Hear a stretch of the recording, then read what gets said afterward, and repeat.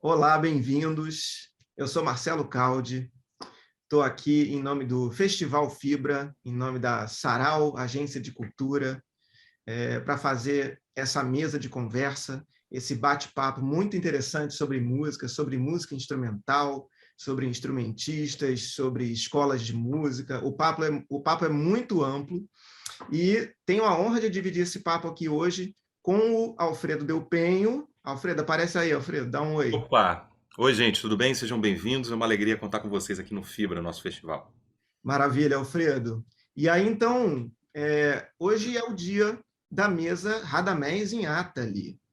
E a gente vai receber dois caras fabulosos que têm uma história gigantesca dentro da música e dentro da formação musical de tanta gente, né? Eles são responsáveis assim por tantos músicos aparecerem, por formação de plateia. São dois caras incríveis. Eu vou falar de um deles e o Alfredo fala do outro. Eu vou falar desse cara que é o Renato Borghetti, um ídolo para mim, que também sou sanfoneiro. O Renato Borghetti é um aclamado gaiteiro do Rio Grande do Sul, criador do projeto Fábrica de Gaiteiros, que acontece em diversas cidades do sul do nosso país, e ensina não só a tocar a gaita ponto, mas também a construção do instrumento. Alfredo, fala do nosso outro convidado. O nosso outro convidado, que também é um ídolo para mim, que é o grande Antônio Adolfo. Ele que é pianista, compositor, tem mais de 50 anos de carreira, compositor também de sucessos da nossa música, e tem um papel fundamental nessa ligação entre música e educação, especialmente aqui no Rio de Janeiro, onde o Centro Musical Antônio Adolfo é um caso já de sucesso há 35 anos, tem milhares de alunos, muitos deles já profissionais aqui no Rio de Janeiro e por todo o Brasil. Então, vamos convidar eles para dar uma boa tarde aqui. Renato Borghetti, Antônio Adolfo, liguem suas câmeras, seus microfones. Oi, buenas, buenas, Marcelo, buenas, Alfredo. É um prazer estar com vocês. Obrigado, querido. Antônio Adolfo. Poxa, super prazer também estar com vocês dois aí, dois grandes artistas, dois músicos excelentes, e mais o Borghetti, esse inclusive nem se fala assim que eu sou super fã dele também. A última vez que estivemos juntos lá pelos anos 80, mas eu continuo sendo grande fã do Renato Borghetti. Recíproco, Antônio.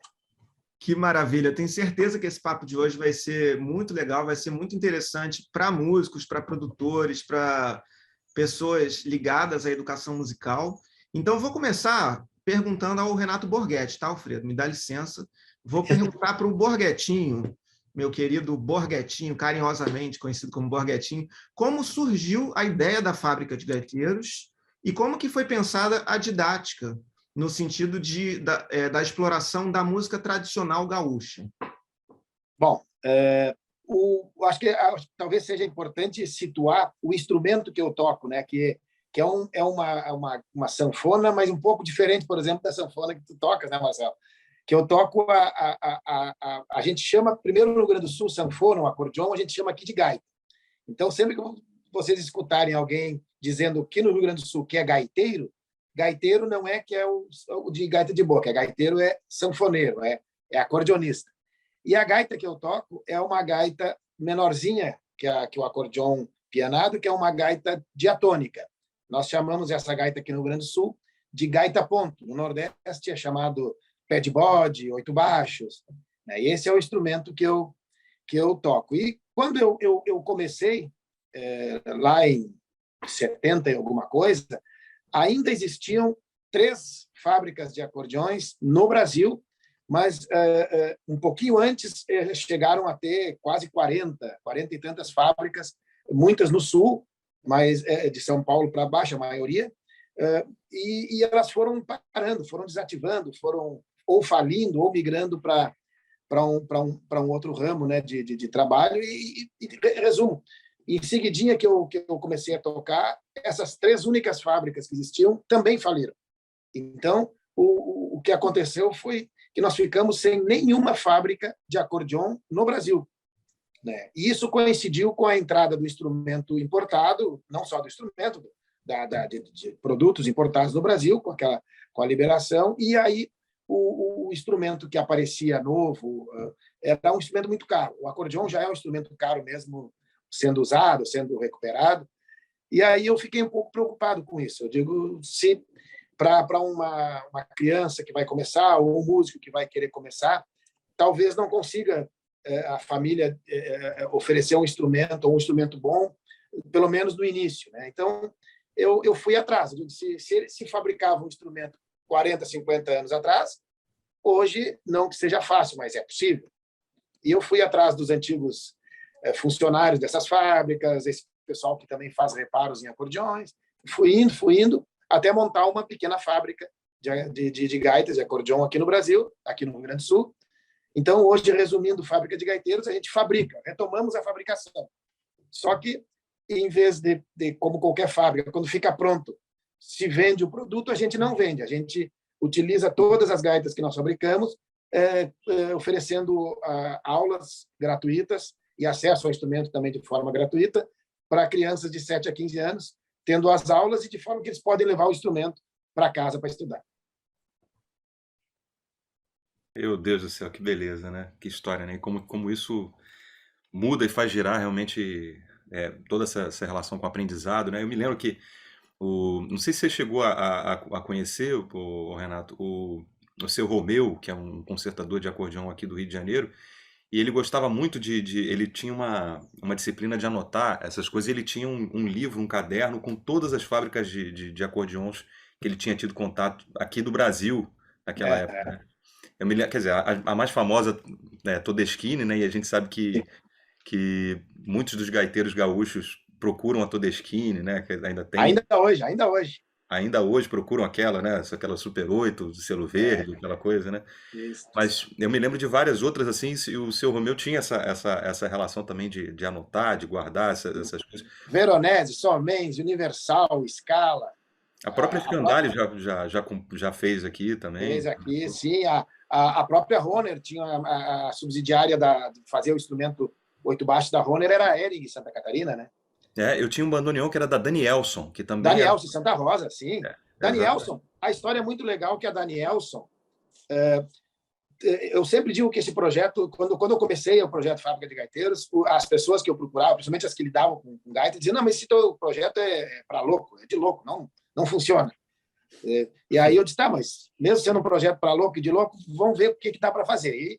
E nessa época que os instrumentos nacionais sumiram do mercado, ficamos sem fábrica, o proprietário da Danielson, que era o seu Loureiro, era um outro louco, um bom louco também, que ele foi comprando esse maquinário, esse remanescente das fábricas antigas que iam falindo, ele ia comprando tudo, porque ele gostava muito de gaita de acordeão.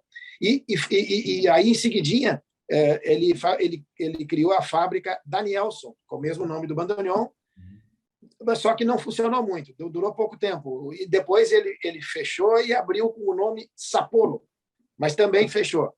E aí, hoje, alguns empresários daquela região, de Santa Rosa,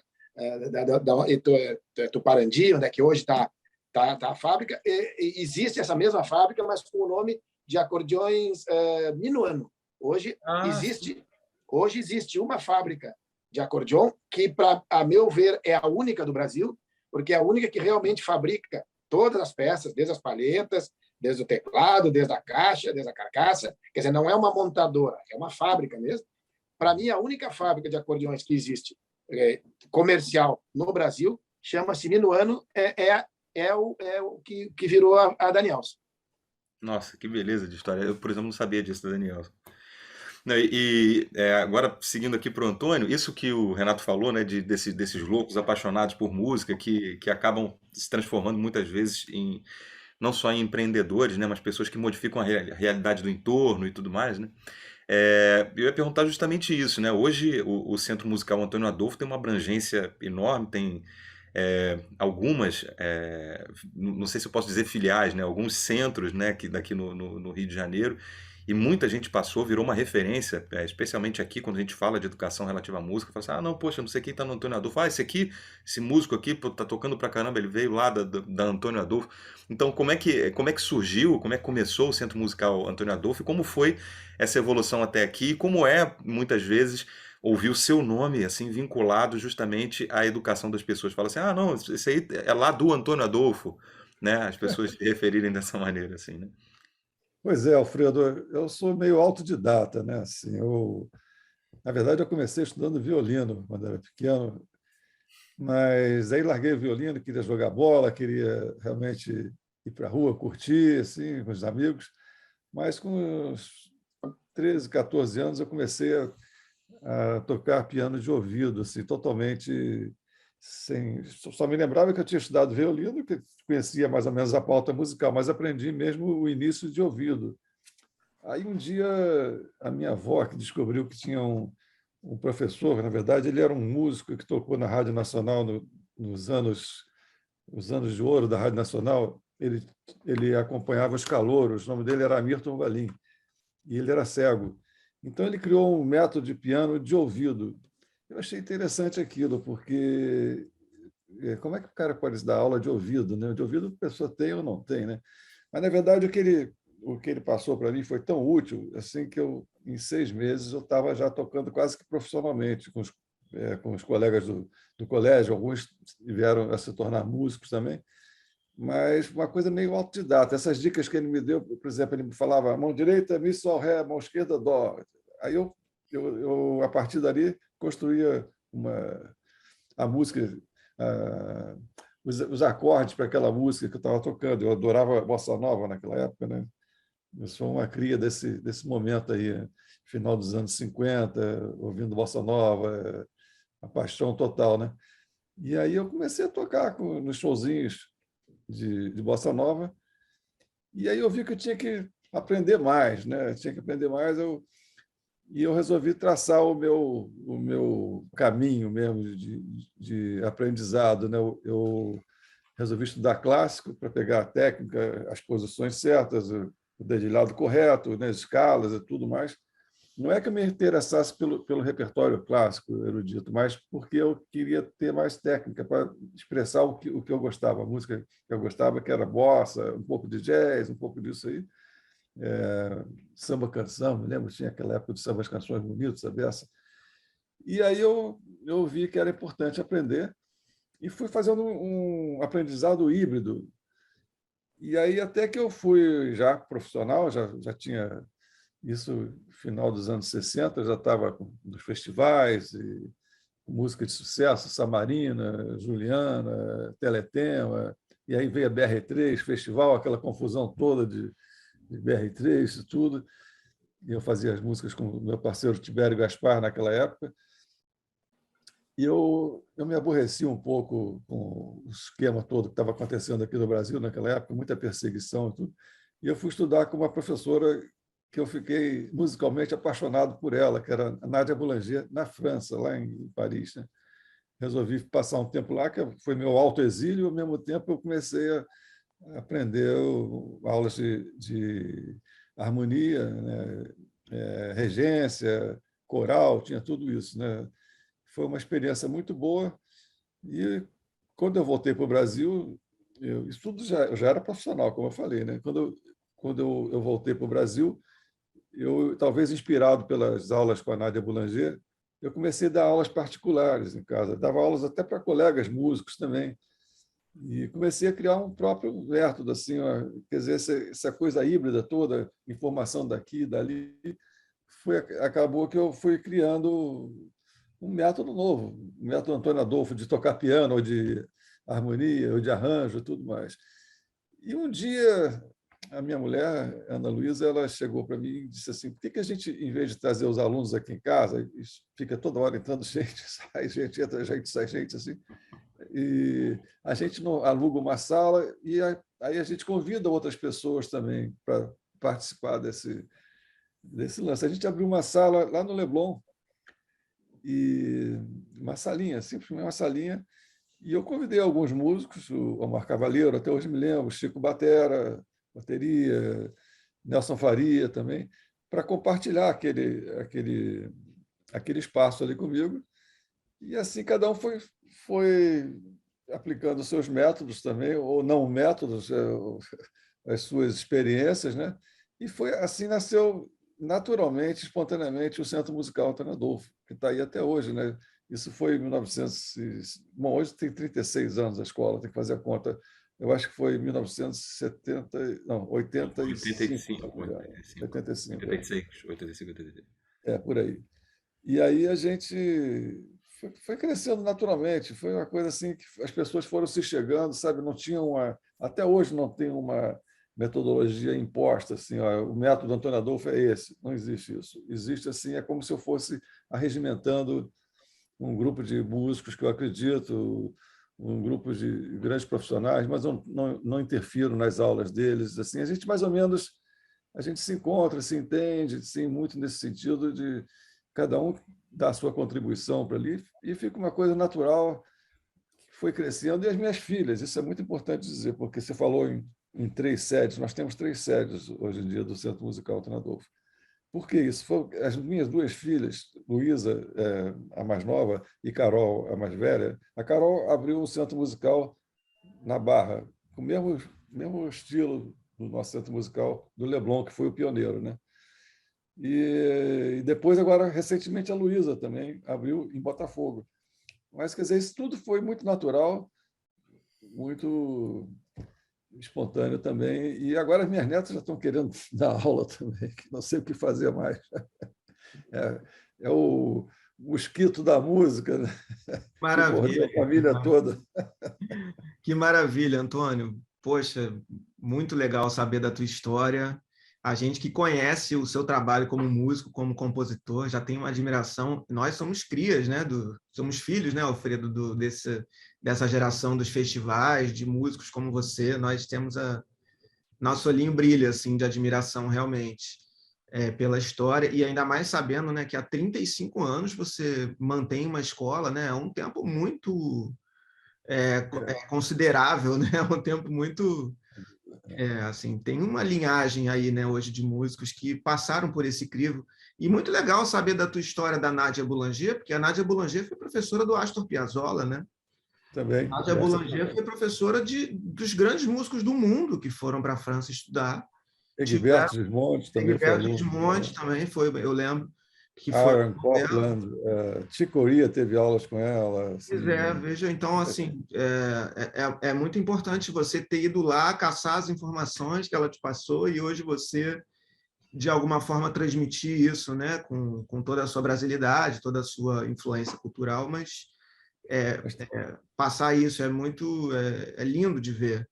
E, tiveram também, só para fazer só para claro, não deixar de falar nesses dois que foram muito importantes também para mim, que quando eu voltei ao Brasil, já estava a coisa mais tranquila aqui, eu tive aulas com Guerra Peixe, grande Guerra Peixe, e a grande Esther Scliar, que é gaúcha, inclusive, né, também, maravilhosos. conterrânea lá do nosso Borghetti. Só isso que eu ia falar, desculpa interromper. Imagina, imagina. Eu queria continuar contigo perguntando mais uma coisa.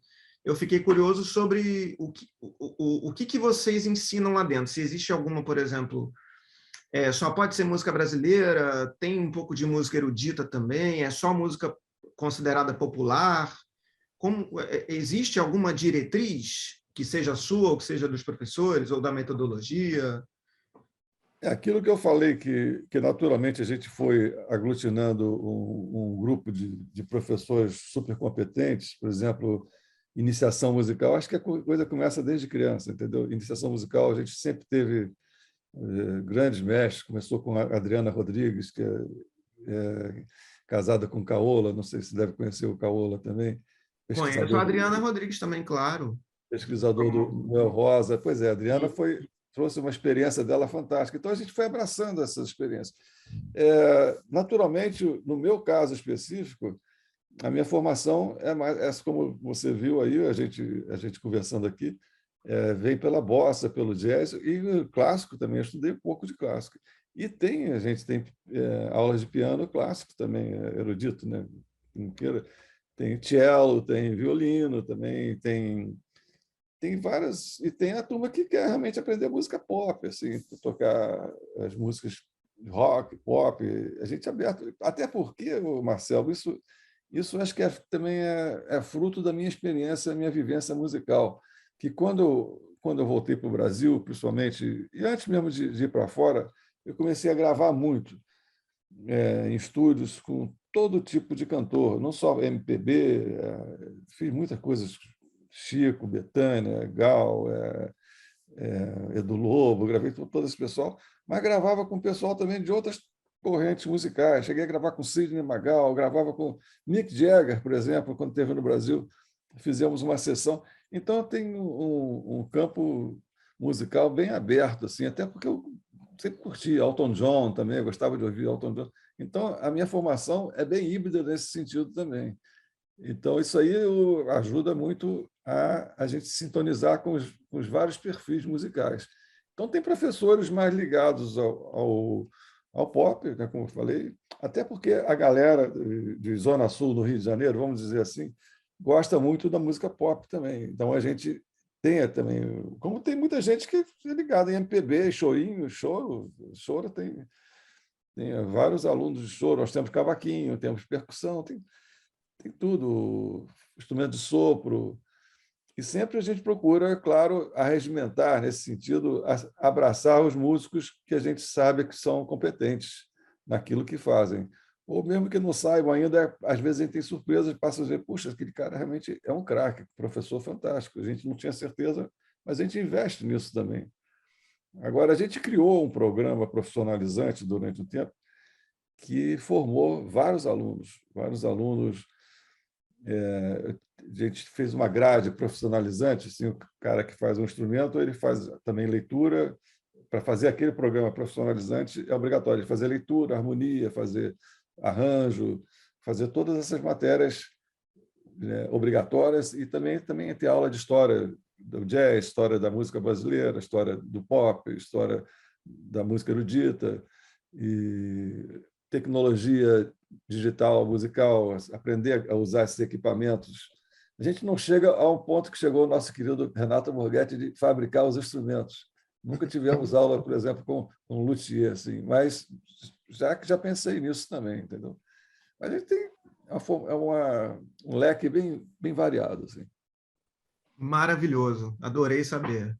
Alfredo? Que bacana.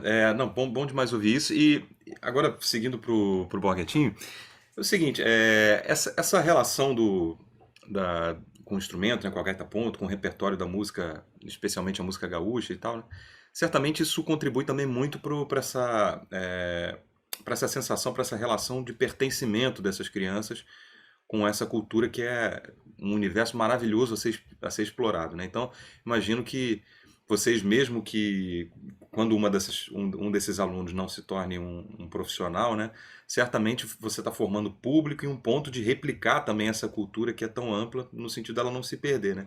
Então, você acha, minha pergunta é, como você acha que a cultura e a educação podem ser ferramentas usadas dessa forma, né?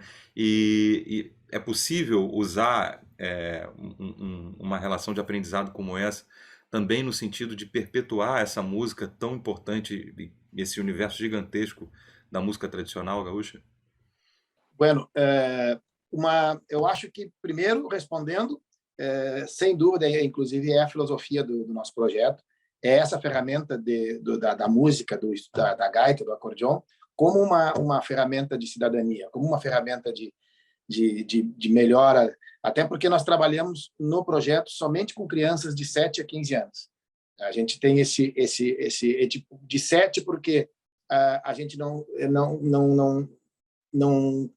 trabalha com crianças muito jovens pelo próprio instrumento, né? Um instrumento pesado, então não fica confortável, por mais que às vezes até a criança ou a família queiram que toque, a gente deixa sempre de 7 para cima, porque a gaita tem um peso e exige um pouquinho de força. E a gente trabalha nessa faixa etária de 7 a 15 anos, então, diferente talvez da proposta de uma escola musical convencional, a gente dá esse start, essa apresentação. E inclusive, uma coisa que a gente vai aprendendo, porque esse projeto que a gente tem, eu não me baseei em nenhum outro, que eu não conheço outro projeto parecido, que junta a fabricação e o aprendizado, e de um instrumento tão particular que é o acordeão diatônico. Então, a gente criou, não existe, eu participei de um estudo na Europa, na origem do acordeon, sobre os países que existe esse instrumento sendo executado, e a conclusão que se chegou em relação ao aprendizado, que no mundo, ele é oral. Não existe não tem nada de documentado, de métodos oficiais e coisa. É a transmissão oral, essa é a conclusão do estudo. E a gente, então, dentro do projeto Fábrica de Gaiteiros, a gente não quer inventar a roda. A gente não vai querer dizer, não, agora nós inventamos um método, no mundo inteiro não existe. Mas o que a gente fez? Porque nós temos, domingo passado, inauguramos a 15ª unidade, escola numa cidade aqui do interior. Então, o que acontece? 15ª, Renato? Sim.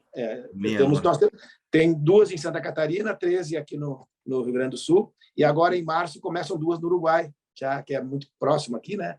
Que tem essa cultura também do acordeão, né? Então, o que é a ideia? A gente criou um método escrito que todo aluno recebe, mas para simplesmente fazer com que o aluno de Porto Alegre possa tocar com o da Barra do Ribeiro, com o de Bagé, e possam trocar ideias, conversar, sem nunca terem se falado, sabe? Então, isso a gente fez um pouco baseado na tablatura, tendo também a partitura, mas porque senão acho uma baita sacanagem para a criança, né? Dizer que é assim, mas a gente criou esse método de forma a dar uma simplificado para dar um norte, para dar uma orientação, coisa que a maioria dos iniciantes de acordeão diatônico não tiveram. Eu não tive. Eu tinha que tocar de ouvido, tentar tirar as notas. Então, o que a gente possibilita? Um professor e alguma noção para poder dar o início, né? Então, o que a gente tem como meta no projeto? A gente não tem aquela coisa o nome do projeto, Fábrica de Gaiteiros. Então, já chega a ser quase pretensioso, né? Como assim fábrica? Fabricar gaiteiros? Fabricar uma figura, um tocador? Não. A ideia é exatamente o gaiteiro no sentido de ser humano, no sentido de a música trazendo coisas boas, trazendo essa melhora de relação com a família, que normalmente a criança chega lá levada por um pai, por uma mãe, por um avô, por um tio. Então, a criança não vai sozinha lá. Então, quando ele acaba tocando, as relações dentro da família melhoram, as relações dentro da escola melhoram, o rendimento escolar melhora. Então, isso que a gente quer dentro do projeto. Se a criança vai virar músico, vai ser um músico de profissão, isso vai ser uma opção dele, vai ser uma opção que vai tocar, até porque até 15 anos é muito cedo para ter essa definição. Mas, então, o que eu mais gosto, por exemplo, do efeito do projeto é exatamente nas crianças que não teriam essa oportunidade por aquela coisa de eu não tenho jeito para música, todo mundo diz eu não tenho dom, eu não tenho facilidade. E uma coisa que a gente aprendeu dentro do projeto que as crianças aprendem 100%, mesmo as que não têm muita facilidade, quando se dedicam, eles aprendem sim.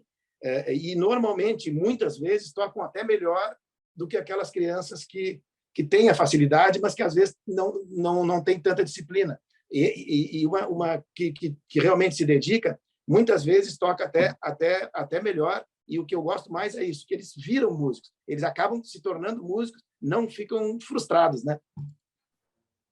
Fala, Antônio. Vou botar uma coisa aqui para o Borghetti. Você acha, Borghetti, então, fantástico isso tudo que você está falando. O que me chamou muita atenção, e agora está passando um trator aqui, o que me chamou muita atenção é o fato de eles construírem os instrumentos. Acho que você acha que o contato deles com a parte física do instrumento, assim, de entender como é que aquilo produz o som, como é que aquilo produz as notas musicais, você acha que aquilo desperta também um interesse pelo estudo de música também, pelo tocar um instrumento também?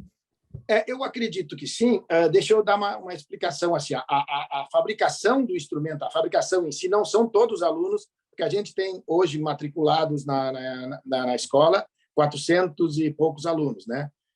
Nessas 15 cidades. Então, nem todos têm acesso à fabricação, porque a fabricação é numa cidade só, é na Barra do Ribeiro. É onde é a sede, ali é a sede da fábrica. Nas outras são somente as escolas, né? Então tem o professor e os alunos. Então a fabricação a gente faz ali na Barra do Ribeiro. Toda a própria fábrica ela é envidraçada, porque tem serra, tem até equipamentos um pouco perigosos para crianças poderem usar, e até por legislação não poderiam, né?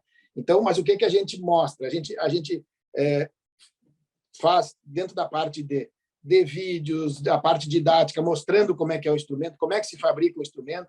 As visitas na própria fábrica, tu consegue ver as pessoas trabalhando ali dentro, como é que se fabrica o instrumento. A gente diz até que não tem segredos de fabricação, ali, é uma fábrica, a própria fabricação é um processo didático. Então, acho que isso contribui, sim, mas nem todas as crianças têm acesso assim, a meter a mão na massa, sabe?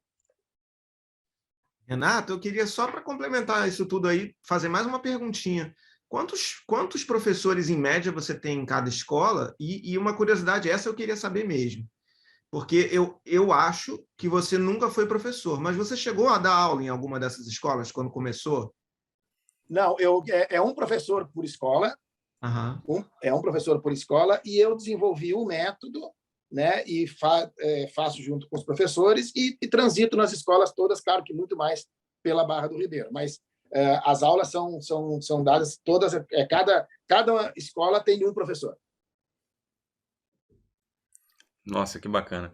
E outra pergunta, assim, eu vi que tem aluno que saiu já do projeto e que está na fábrica, né? Está participando da construção. Eu vi num vídeo, num Sim. vídeo falando sobre isso. Eu ia te perguntar qual que você acha qual tem sido assim o caminho dos alunos depois dos 15 que saem e que querem dar prosseguimento, assim, né? Eles já se tornam, eles buscam outros caminhos, já se tornam profissionais. Como é que você tem visto isso acontecer? Nós temos diversos já que saíram da fábrica. O projeto tem 11 anos e tem já diversos que hoje têm a música como profissão, já trabalham com música, né? Na parte de fabricação, não é tão... Isso não acontece, até porque, deixa eu ver como é que eu vou explicar. A gente ainda dentro da fábrica está se aparelhando ainda para poder fazer um instrumento em condições, um bom instrumento, porque tu não vai numa loja de equipamentos ou numa ferragem, uma coisa, eu quero uma máquina de fazer fole, uma outra máquina de fazer palheta, uma de rebite, sabe? Não é. A gente fabrica os próprios equipamentos e máquinas que vão fabricar as coisas. A gente monta as coisas todas na fábrica. Então, existe toda uma pesquisa ainda, inclusive para a gente, para fabricar o instrumento. Isso talvez sem essa estrutura fica difícil de começar talvez do zero, a não ser essa coisa isso sim faz reparos, afinação e coisa de palheta, essa reposição de palhetas, que é alguma coisa um pouco mais simples, sim, mas no sentido de fabricação é um pouco mais difícil. Para nós ainda é. Bacana. Antônio, Diga. você então atuou no início do Centro Musical Antônio Adolfo, você atuou como professor, então, não é isso? Sempre atuei como professor. Hoje em dia, hoje você mora nos Estados Unidos, né? Como é a sua participação hoje na escola? Na verdade, é o seguinte, eu abri uma escola aqui nos Estados Unidos, né? Há um tempo atrás, de 2006, 2007, quando eu tinha um projeto para fazer uns discos aqui, e aí eu abri até uma escola aqui. Na verdade, eu moro lá e cá, mas agora estou ficando mais no Brasil. Esses 2 últimos anos, eu estou direto no Brasil, venho aqui nos Estados Unidos, onde eu estou nesse momento aqui. Eu venho, assim, de vez em quando, assim, mas por pouco tempo. Até porque eu desenvolvi minha carreira muito para o lado de cá também. Minha música tem sido muito bem recebida no jazz aqui, né? no segmento do jazz aí. E tem tido bastante êxito, todos os meus discos estão sendo bem recebidos. Então, eu fico lá e cá. Mas, por exemplo, hoje em dia, a gente, com essas reuniões que a gente pode fazer, que nem aqui, estamos fazendo esse nosso encontro aqui, anteontem mesmo tive uma reunião com com alguns professores da escola. Hoje mesmo de manhã já estava resolvendo outros pepinos, entendeu? A gente está fazendo, continua fazendo isso. E eu dou aulas também aqui, continuo dando aulas aqui, mas independente de eu estar aqui ou não, por causa justamente essa tecnologia nos favorecendo as aulas online também. Há pouco tempo eu dei para conservatórios de jazz da Califórnia, e assim eu vou fazendo assim esse percurso. Não há tanta necessidade mais do deslocamento físico, né, nesse sentido. Mas eu continuo dando aulas. As minhas duas filhas dão aula também, as que dirigem as escolas. A Carol Saboia, que é cantora também, a Luísa Saboia também, que é cantora, as duas cantam e dão aulas de canto e conhecem música também. Então, é uma coisa que está muito em família também, e está sendo assim. E, Antônio, como o Borghettini estava falando, né? Claramente a música é um instrumento, né? Não só de cidadania, mas as crianças vão melhor nas escolas, né? E você tem outros instrumentos para ressignificar o que você está vivendo, entender o mundo, todas essas coisas.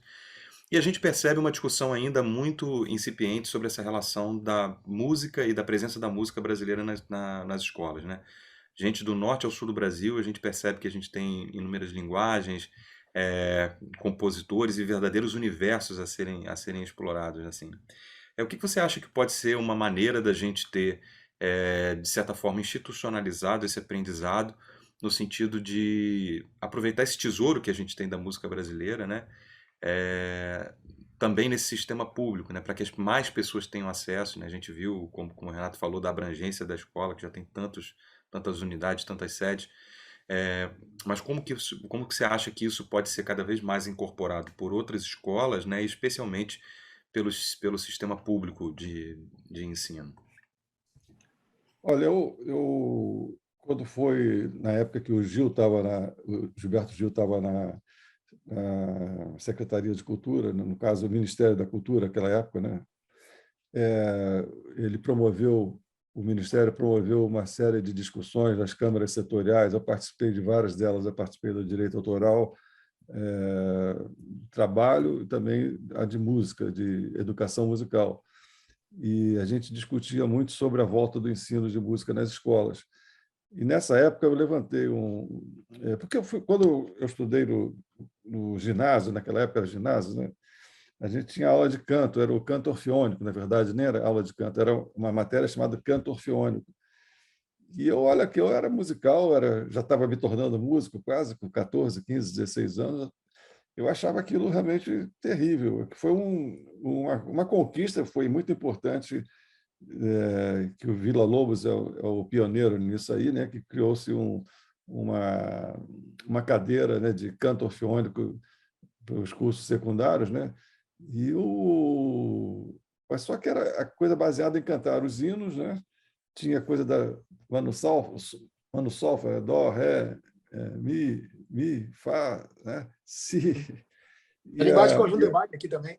Dó, Mi. É falar que nas rodas de samba isso tem até hoje, né? O sujeito olha para o lado. Assim. Pois é verdade. A Manossofa sobreviveu nos bailes, né? Sobreviveu, exatamente.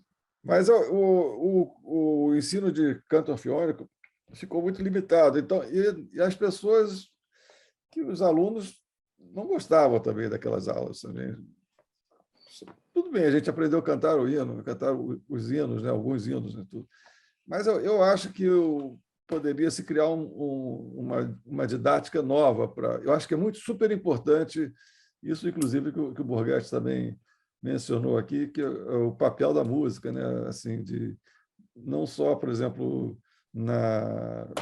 para aquele que quer ser músico profissional, mas também para a educação mesmo, entendeu? Para o cara aprender a ouvir música. E a música educa nesse sentido também, no bom sentido dessa palavra. Ela transmite coisas muito boas, entendeu? Eu acho que deveria ser feito um programa que poderia ser uma coisa fácil também, mas que seria educativo e seria super importante para que isso fosse novamente colocado no ensino fundamental, né? A aula de música assim, das escolas. Não que o cara tivesse que aprender a ler música, tivesse que aprender harmonia, nada disso, mas que ele aprendesse a ouvir música, que ele pudesse saber o que é um tom, o que é uma tonalidade, o que é um acorde, saber o que é afinação, o que não está afinado, ele pudesse distinguir. Isso aí teria que se criar um programa. Eu me dispus, na época, a fazer parte do grupo que criaria uma didática, até porque tem uma boa experiência nisso aí com escolas já há tantos anos, né? Mas isso aí eu acho que ficou em segundo plano, infelizmente, né? Apesar de ter programas nesses conservatórios que são muito importantes também, mas não tem nas escolas coisa obrigatória, né? Isso que seria muito importante ter, até para educar mesmo as pessoas. E o cara que quisesse ser profissional é outra coisa, aí não na escola, mas acho que é importantíssimo ter isso. E é interessante você falar isso, porque um outro ponto que o Borgetin falou, e que eu acho que é muito importante, né, que é a gente pensar numa educação musical que não desconsidere a oralidade, né? Que não seja a partir desse modelo eurocentrado, né? Que é no sentido de você começar pela formalização, né? E muito pelo contrário, você chegar a partir da música mesmo, né? E eu acho que a nossa música tem essa característica, assim, né? E quantos grandes músicos a gente não sabe que o aprendizado foi por esse caminho, né? E que talvez seja a maior vocação nossa, né? Então, pensar uma educação musical que caminhe nesse sentido também é muito interessante, né? Achar o equilíbrio, né? Achar o equilíbrio. Exatamente. Eu acho que nós temos tantas cabeças boas na música aí, hoje em dia, assim, tantas pessoas desenvolvendo trabalhos nesse sentido, que poderia juntar algumas dessas pessoas para criar um programa acessível, um programa que não seria nenhum mistério, mas seria importantíssimo para a educação, entendeu? As pessoas adoram música, entendeu? E mostrar a riqueza da música brasileira nos seus diferentes territórios, nos seus diferentes estilos, né? O Brasil é riquíssimo, né? Nisso aí também. Não só do Brasil, também de fora do Brasil também. O pessoal entender, né? Apreciação musical, né? Que eu chamaria isso também, né? Eu acho que isso é de uma importância incrível, Alfredo. Isso aí a gente falou numa das mesas, né, Alfredo? Quando foi citado o guarda-chuva do jazz, né? Que os americanos souberam muito bem separar cada um dos subgêneros, né? E depois aqui no Brasil o guarda-chuva do choro, né? Que você vai para o machixe, vai para o samba, vai para a marchinha, no Nordeste você tem o baião, tem o shot, então como trazer isso dentro de um modelo eurocêntrico, né? Não combina muito isso com a nossa essência dessa oralidade mesmo, né? E eu ia te perguntar mais uma coisinha, Antônio, se na sua escola, que eu tentando traçar aí um paralelo entre a tua escola e a escola do Borghetti, que tem muitas diferenças, mas a tua escola, eu tenho um sobrinho que está no Centro Musical Antônio Adolfo hoje, estuda Gabriel. piano, que estuda canto. Lá ele tem, ele tem oportunidades e o olho dele brilha quando ele fala em Antônio Adolfo, porque ele acompanha as crianças nas apresentações, e aí ele toca bateria, e ele é todo múltiplo, assim, ele gosta de percussão. Então, é muito legal. É até uma coisa que eu posso te falar, né? Que é um rapaz de 18 anos que é assim, que acho que já está há alguns anos na tua escola e que ele é um apaixonado assim pelos colegas, fez amigos. Acho que aquilo ajudou muito ele a se soltar, né? A entrar assim de cabeça no meio da música, já que a nossa família é toda musical. Mas eu ia perguntar se eu já vi apresentações, inclusive, de crianças, de adolescentes, de adultos, e vocês atendem a todas as faixas etárias? Todas as faixas etárias. Nenhuma, né, nenhuma discriminação nesse sentido aí. limite de idade, nada Tem assim. limite, não. A gente atende a todos os estilos também, todos os estilos. Isso é muito meio difícil dizer todos os estilos, mas há várias tendências musicais, pessoas que querem, por exemplo, aprender clarinete, a gente dá um jeito de, nem que seja assim, indicando, a gente também faz isso, a gente agencia também professores particulares, por exemplo, o cara quer aprender um clarinete, não tem na escola, basicamente, mas a gente indica pessoas também. E todas as idades. Tem até, de um tempo para cá, a gente criou a Baby Class. Na verdade, a Baby Class é uma experiência que é feita assim, não é bem uma aula, mas é um momento de recreação que está lá o professor, as crianças que vão com seus pais, né, ou acompanhantes, na verdade, pode ser o irmão mais velho, pode ser o babá, pode ser... E ficam realmente tendo contato com a música ali. É muito interessante a Baby Class também. Uma E espécie a de iniciação musical vivência. fantástica também, os instrumentos todos, o canto. Olha, o canto a gente tem muita procura. E as minhas filhas, é bom que as minhas 2 filhas são professoras de canto também, e elas sabem arregimentar também o pessoal de uma forma bem legal também. E são vários estilos. Isso é que é bom, porque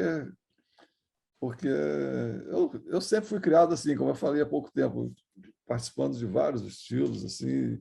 As faixas etárias eu acho que é importante. Eu aprendi violino, comecei com 5, 6 anos de idade, quando era garoto. Só que aquele estudo realmente não me agradava muito naquela época, ficar naquela posição. Eu queria jogar bola. O violino clássico eu não queria aprender muito. Assim. Mas tenho certeza que, hoje em dia, as opções de o que é oferecido não só pela minha escola, mas por várias outras também, em termos de ensino de música, nem se compara com a época que eu cresci também, a época que eu era adolescente, tudo assim. Naquela época não tinha nada, você tinha que ser meio autodidata mesmo, se você quisesse aprender. Acordeon você tinha aquele Mário Mascarenhas, né? Aquele método que durou um tempo, assim, né? Você não sei se deve ter tido contato com aquilo, porque você é bem mais novo. Com certeza. O método ainda hoje é utilizado por muitos professores, né? Mas é um método de mais de 50 anos, então realmente fica defasado em função do tempo, não tem jeito, né? Claro, claro. Mas é isso aí, eu acho que tem que ser bem aberto isso aí. Acho que até porque as pessoas têm embasamentos culturais variados, né, também assim, né? E eu Claro, acho que a gente tem que você vai muito em função do cliente, do que o cliente está procurando mesmo, né? isso, você procura oferecer o melhor, né? Aham, muito interessante. Antônio, você falou disso, me lembrei de uma história de um colega do meu filho, né, que estuda no Centro Musical Antônio Adolfo, e que a mãe ficava esperando. Ela falou assim: poxa, peraí, mas eu sempre sonhei em tocar bateria, então será que nesse tempo que meu filho está fazendo aula eu não consigo também fazer uma aula? Foi justamente, então o filho entrou para uma sala e ela vai Ah, direto para outra. é Entendeu? muito isso Os dois também. aprendem ao mesmo tempo. E é isso que a gente está falando, né? Às vezes a pessoa deixou isso guardado lá, essa vontade de aprender, e só agora que está tendo acesso a isso. Acontece muito isso, Alfredo, que pessoal que trabalhou a vida inteira, ele diz, olha, agora que eu já estou aposentado também, que eu posso fazer o que eu quero, eu quero tocar percussão, quero aprender a tocar tamborim, pandeiro e tudo mais. Aí entra para a aula de percussão com o nosso Ari Dias, grande professor também, que é da Cor do Som, né? O Ari, queridão, e o Tiago da Gaita também, que toca gaita e também toca percussão e cavaquinho. São coisas incríveis que acontecem. As pessoas se conhecem lá. O Gabriel, por exemplo, sobrinho do Marcelo, ele fica lá, às vezes, horas lá na escola, entra numa sala e começa a chamar: entra aqui, Gabriel, toca isso aqui. Então, fica aquele ambiente. Porque eu acho que essa coisa que a gente sempre investiu na aula em grupo também, sabe? Desde o início, a interação na música que eu toco, por exemplo, música que a gente toca em grupo, tem que ter interação, entendeu?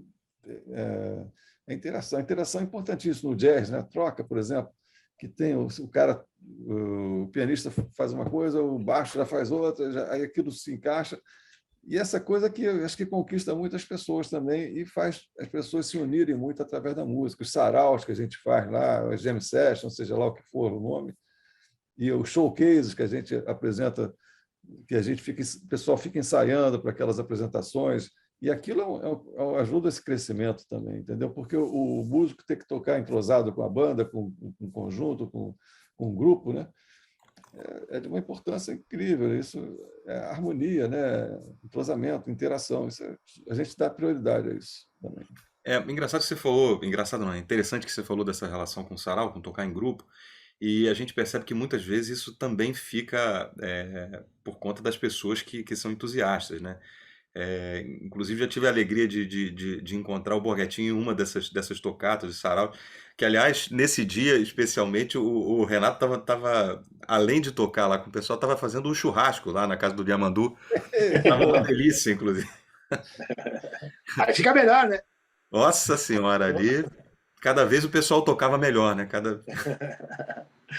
Sem Mas, dúvida. mas seguindo a A pergunta para música você, agrega, né?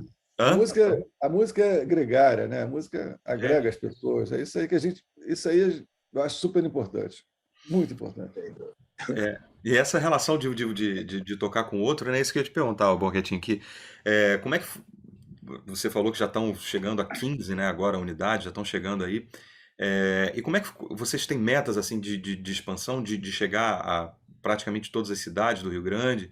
Não, Como é que funciona a relação com o poder público também? Vocês têm apoio, têm esse tipo de estímulo? Porque é um projeto que deveria ser abraçado por cada cidade, deveria buscar ter um centro de aprendizado como a fábrica de gaiteiros, né?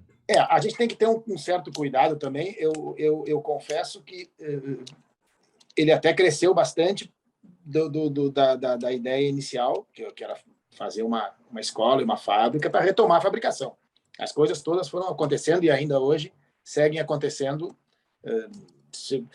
não vamos dizer que sem programar, mas assim, de forma muito rápida. E a gente procura, porque, como é que eu vou dizer, como a gente tem no projeto essa ideia de fabricação, e eu não vou me tornar um industrial, um fabricante. Então, mas acaba ficando os instrumentos prontos, e quando ficam os instrumentos prontos, existe a possibilidade de abertura de novas unidades, para eles estarem na mão, porque a ideia do projeto é que esses instrumentos fiquem na mão de crianças para tocar. Então, existem muitas cidades que pedem, então a gente faz, claro, essa triagem que ela acaba acontecendo de forma natural, porque a primeira coisa que as cidades, quando pedem para ter o projeto na sua localidade, a gente pede primeiro para lá conhecer a fábrica na Barra do Ribeiro, para entender a filosofia do projeto, do que se trata o projeto.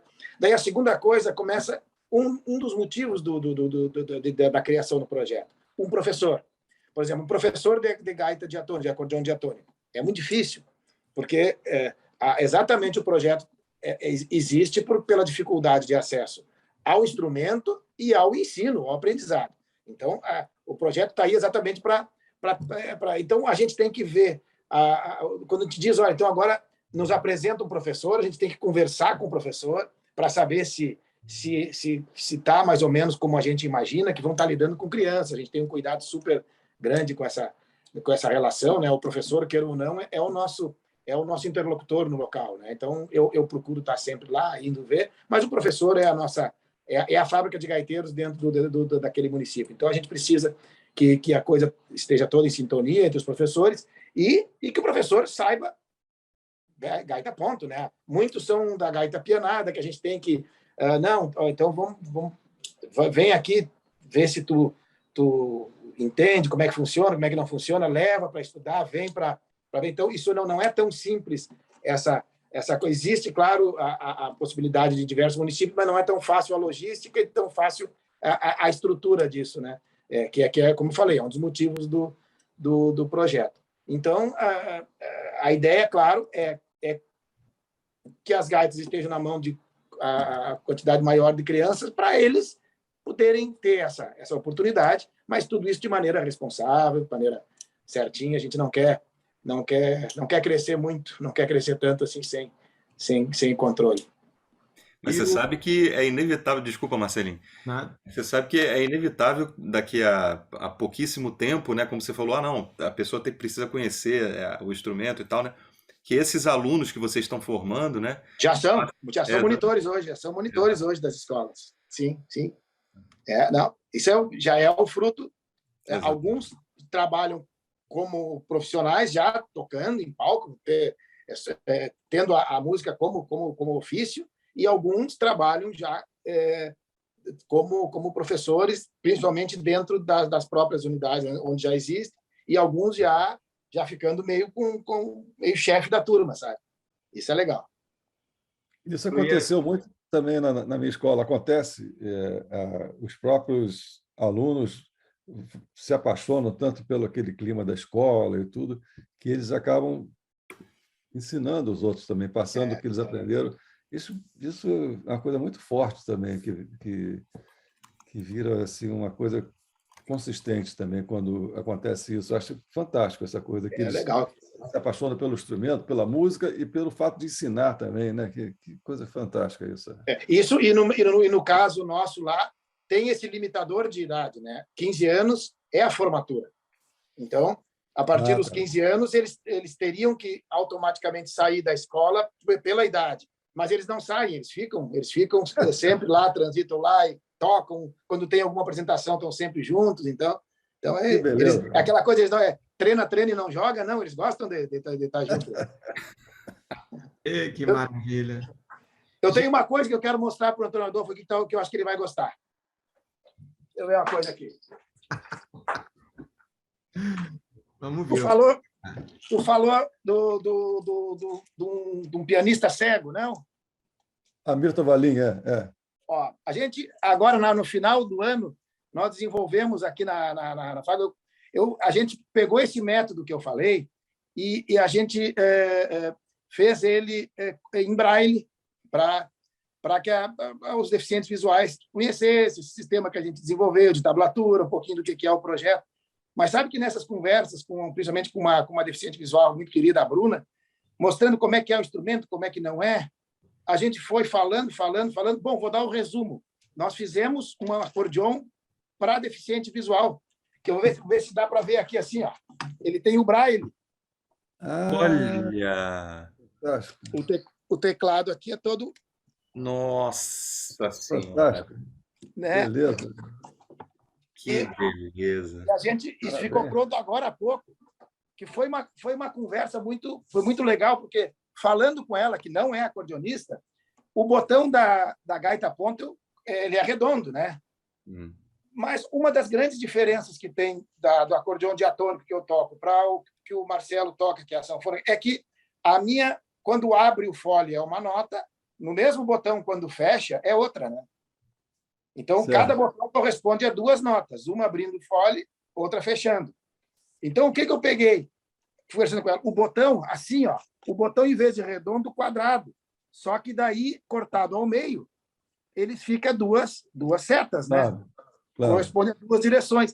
E cada seta, a gente colocou a nota em braille aqui, correspondente, e a seta disso, o fole está abrindo ou fechando.